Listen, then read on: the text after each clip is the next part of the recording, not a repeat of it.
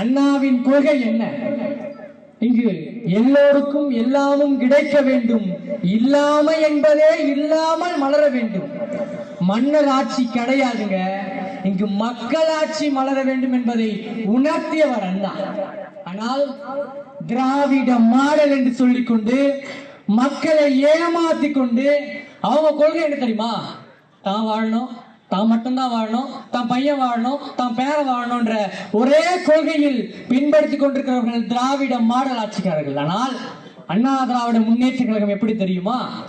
புரட்சி தலைவர் எம்ஜிஆர் அவர்களுக்கும் புரட்சி தலைவி அம்மா அவர்களுக்கும் இன்று கடை கோடி தொண்டனாக இந்த கட்சிக்கு வந்து இன்று கழகத்தின் பொது செயலாளராக, முன்னாள் முதலமைச்சராக, வருங்கால முதலமைச்சராக திகழ போகிற ஐயா எடப்பாடியார் அவர்களுக்கும் எந்தவித ரத்த சம்பந்தமும் கிடையாதுங்க. நினைச்சு பாருங்க, 2026 சென்ட் ஜார்ஜ் கோட்டையில் எடப்பாடி என்னும் நான் என்னும் குரல் உழைக்க வேண்டுமா?